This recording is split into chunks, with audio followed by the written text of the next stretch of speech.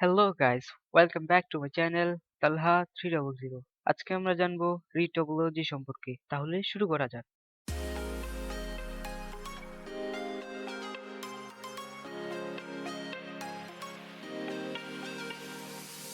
যখন একটি অবজেক্টের উপর নতুন আবরণ তৈরি করা হয় তখন তাকে বলা হয় রিটোপোলজি। এখন জানতে হবে কেন আমরা রিটোপোলজি ব্যবহার করি। অ্যানিমেশন বানাতে গেলে একটি ক্যারেক্টারের হাত বা কাঁধ অ্যানিমেট করলেই হয় না।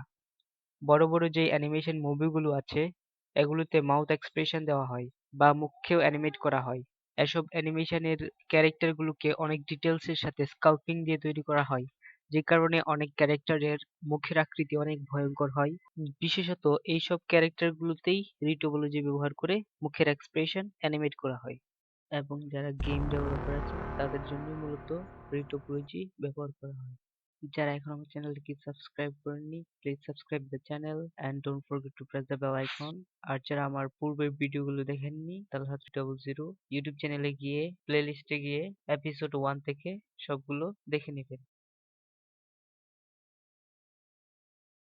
আমি ট্যাব প্রেস করলাম এডিট মোডে যাওয়ার জন্য। তারপর নিচে যাচ্ছি, নিচে স্ক্রল ডাউন করে এখানে দেখতে পাচ্ছেন পলি বিল্ড নামের একটি টুল রয়েছে, আর এটি হচ্ছে রিটোপোলজি ক্রিয়েট করার টুল। মজার ব্যাপার এটাই যে পলিবিল্ড টুল দিয়ে নতুন ভার্টিসিস ক্রিয়েট করা যায়। সেজন্য আমি এই কিউবটি রাখছি না, প্রেস করে পুরো কিউবটিকে সিলেক্ট করে ডিলিট করে দিচ্ছি। নতুন ভার্টিসিস ক্রিয়েট করার জন্য কন্ট্রোল প্লাস লেফট ক্লিক করলেই ভার্টিসিস ক্রিয়েট হয়ে যাবে। তো আমি কন্ট্রোল প্লাস লেফট ক্লিক করে কিছু ভার্টিসিস নিয়ে নিচ্ছি। দেখতেই পাচ্ছেন ভার্টিসিস কিন্তু ক্রিয়েট হয়ে গেছে। এখন যদি আমি এটাকে ফিল করতে চাই এবং এফ প্রেস করি তাহলে দেখবেন এটা ফিল হয়ে গেছে। তো পলিবিল্ড টুলের যে শর্টকাট রয়েছে সেটা হচ্ছে shift space bar 9। Shift space bar 9 press করলেই পলিবিল্ড টুল অ্যাক্টিভেট হয়ে যাবে।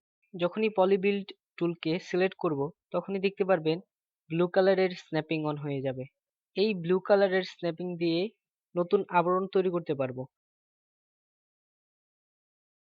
যদি আমি সরাসরি এই ব্লু কালারের স্ন্যাপিংকে লেফট ক্লিক করে সামনের দিকে ড্র্যাগ করি তাহলে দেখতে পারবেন এটা নতুন একটা ফেস ক্রিয়েট করেছে। আরেকটা জিনিস লক্ষ্য করে দেখতে পারবেন এটা কিন্তু আঁকা বাঁকা যাচ্ছে। যদি আমি সোজা একটি ফেস তৈরি করতে চাই তাহলে এটাকে ধরে ড্র্যাগ করব এবং যেই ডাইরেকশনে আমি নিয়ে যাচ্ছি, যেমন আমি এক্স ডাইরেকশনে নিয়ে যাচ্ছি সেজন্য আমি এক্স প্রেস করব, তাহলে এটা সোজা যাবে। এভাবে যদি ফেসটাকে সামনে নিয়ে যেতে চাই তাহলে এটাতে ক্লিক করে সামনের দিকে ড্র্যাগ করব এবং এক্স প্রেস করব, তাহলে এটা সোজা এক্স ডাইরেকশনে যাবে। এই স্ন্যাপটাকে ধরবো এবং সামনের দিকে ড্র্যাগ করব, সোজা যাওয়ার জন্য এক্স প্রেস করব, তাহলে এটা এক্স ডাইরেকশনে সোজা যাবে। এভাবে যদি এটাকে উপরে নিয়ে যেতে চাই তাহলে এই উপরের এটাকে সিলেক্ট করে উপরের দিকে ড্র্যাগ করব, জেড ডাইরেকশনে যাওয়ার জন্য জেড প্রেস করব, তাহলে এটা জেড ডাইরেকশনে সোজা যাবে। ইন্ডিভিজুয়ালি কোনো জায়গায় যদি নিতে হয় তাহলে আমি এটাকে ইন্ডিভিজুয়ালিও যে কোনো জায়গায় নিতে পারবো। যদি আমি এটাকে সামনে নিয়ে কন্ট্রোল প্রেস করি এবং এটাকে ড্র্যাগ করি তাহলে দেখতে পারবেন এটা কিন্তু একটা ট্রায়াঙ্গেল হয়ে যাবে এবং নতুন একটি ভার্টিসিস তৈরি হবে। অথবা উপরে মাঝে কোথাও ড্র্যাগ করে কন্ট্রোলে প্রেস করলেই দেখতে পারবেন নতুন একটি ভার্টিসিস ক্রিয়েট হয়ে গেছে।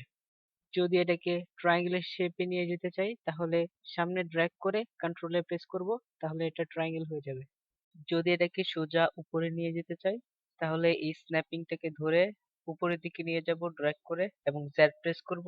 আবার যদি এটাকে নিচের দিকে নিয়ে যেতে চাই তাহলে এই নিচের স্ন্যাপিংটাকে ধরে নিচের দিকে ড্র্যাগ করব এবং জেড প্রেস করব, তাহলে এটা সোজা যাবে। তো এখন যেটা আসে সেটা হচ্ছে এই পলিবিল্ড টুলকে কিভাবে ডিলিট করতে হয় বা একটি ফেসকে কিভাবে ডিলিট করতে হয়, অথবা একটি ভার্টিসিসকে কিভাবে ডিলিট করতে হয়। ডিলিট করার জন্য জাস্ট শিফটে প্রেস করে যে ভার্টিসিস ডিলিট করতে যাচ্ছেন সেটার উপরে লেফট ক্লিক করলেই ডিলিট হয়ে যাবে।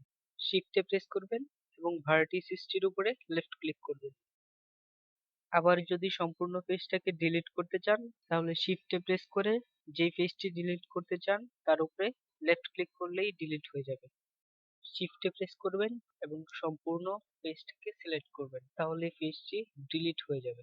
তো এই ছিল পলিবিল্ড টুলের বেসিক। এখন আমরা একটি অবজেক্টের উপরে রিটোপোলজি ক্রিয়েট করে দেখব। আমি একটি সিলিন্ডার নিয়ে নিলাম এবং জি প্রেস করে জেড ডাইরেকশনে উপরে নিয়ে আসলাম। নতুন আবরণ তৈরি করার জন্য শিফট এ প্রেস করে একটি প্লেন নিয়ে নিচ্ছি।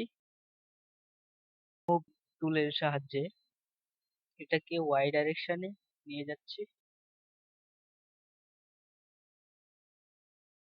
আমি এখন চাচ্ছি এটাকে রোটেট করাতে। রোটেট করার জন্য আমি আর প্রেস করব এবং আমি চাচ্ছি এটাকে এক্স ডাইরেকশনে রোটেট করাতে। তো আমি এক্স প্রেস করব এবং আমি চাচ্ছি এটা 90 ডিগ্রিতে রোটেট হোক, সেই জন্য 90 প্রেস করব। তাছাড়া নিচে রোটেট নামের একটি উইন্ডো রয়েছে, সেখান থেকেও আপনারা এটাকে সিলেক্ট করতে পারবেন। দেখতে পাচ্ছেন এখানে 90 ডিগ্রি সিলেক্ট করা আছে। আমি যদি এটাকে 180 ডিগ্রি করে দেই তাহলে এটা দেখবেন আবারও আগের পজিশনে চলে গেছে। আমি আবারও 90 এন্টার করে দিচ্ছি। এখান থেকে আপনারা অ্যাক্সিসও নিয়ন্ত্রণ করতে পারবেন। আমি মুভ টুলের সাহায্যে প্লেনটাকে সিলিন্ডারের কাছে নিয়ে আসছি।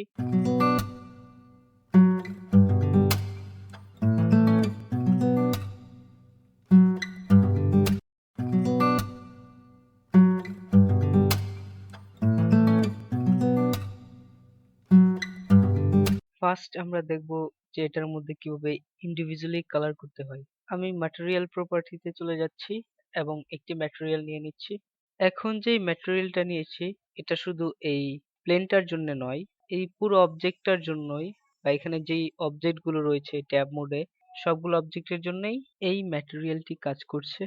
শুধু এই প্লেনটার জন্য বা এই প্লেনটাতে ম্যাটেরিয়াল ইন্ডিভিজুয়ালি অ্যাড করার জন্য এই প্লাস আইকনে ক্লিক করে আরেকটি ম্যাটেরিয়াল নিয়ে নিলাম এবং কালারটা চেঞ্জ করে যদি অ্যাসাইনে ক্লিক করি তাহলে দেখতে পারবেন এটা কিন্তু কাজ করছে। এই পলিবিল্ড টুল দ্বারা আমরা যে কোনো অবজেক্টের উপরে ইন্ডিভিজুয়ালি কালার অ্যাড করতে পারবো। নতুন আবরণ তৈরি করার জন্য এই স্ন্যাপটাকে উপরের দিকে ড্র্যাগ করছি। একটা জিনিস লক্ষ্য করবেন, নতুন ফেসটা কিন্তু এটার সঙ্গে মিশে যাচ্ছে না, বরং এটা আঁকা বাঁকা যাচ্ছে, বা এই ফেসটার সাথে বা এই সিলিন্ডারটার সাথে একসঙ্গে মিশে যাচ্ছে না। তো এটার জন্য রয়েছে স্ন্যাপিং। আমি জুম করে দেখাচ্ছি। আমি স্ন্যাপিং এ ক্লিক করব। আমি চাচ্ছি এই পলিবিল্ড যখন আমি এটাকে উপরের দিকে স্ন্যাপ করব তখন এই সিলিন্ডারের যে এজ গুলো আছে সেগুলোর সঙ্গে মিশে যাক বা উপরে স্ন্যাপ হোক, সেই জন্য এই এজ মোড সিলেক্ট করে দেব। সেন্টার টু ক্লোজেস্ট করে দেব। এখানে অ্যালাইন রোটেশন টু টার্গেট যে অপশনটি রয়েছে সেটা অন করে দেব এবং নিচে যে তিনটা অপশন রয়েছে মুভ, রোটেট এবং স্কেল, এই তিনটাকে অন করে দেব। এই স্ন্যাপিং টুলটাকে অ্যাক্টিভেট করে নেব। এখন যদি আমি এটাকে স্ন্যাপ করি তাহলে দেখতে পারবেন এটা কিন্তু এই সিলিন্ডারের সাথে মিশে যাচ্ছে বা মিশে স্ন্যাপ হচ্ছে। এটা কিন্তু আলাদাভাবে যাচ্ছে না, এটা স্ন্যাপ হচ্ছে এবং সিলিন্ডারের যে এজ গুলো আছে এই এজ গুলোর সঙ্গে মিশে তারপরে এটা স্ন্যাপ হচ্ছে। আমরা যখন এটাকে স্ন্যাপ করছি তখন এই সিলিন্ডারের এজ গুলোকে বা এজ গুলোর সঙ্গে মিশে তারপরে এটা স্ন্যাপ হচ্ছে। এর কারণ হচ্ছে স্ন্যাপিং টুল। আমরা স্ন্যাপিং টুলে এজ সিলেক্ট করে রেখেছিলাম, যদি ফেস সিলেক্ট করি তাহলে ফেসের উপরে বা ফেসের সঙ্গে এটা স্ন্যাপ হবে।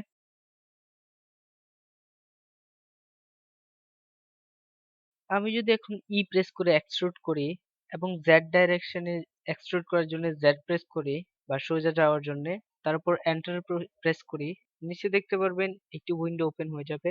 উইন্ডোটি যদি ওপেন করি তারপরে দেখতে পারবেন এখানে কিছু অপশন রয়েছে। এই অপশন গুলো কখনোই চেঞ্জ করবেন না। যদি চেঞ্জ করার চেষ্টা করি তাহলে দেখতে পারবেন এটা কিন্তু আগের অবস্থানে চলে যাবে বা এটা নষ্ট হয়ে যাবে। তো এই ছিল আমাদের আজকের এই ভিডিও পলিবিট সম্পর্কে। তো যারা এখনো আমার চ্যানেলটিকে সাবস্ক্রাইব করেনি, please subscribe my channel and don't forget to press the bell icon. See you in the next video. অনেক ডিটেলসের সাথে ক্লথ তৈরি করতেও রিটোপোলজি ব্যবহার করা হয়।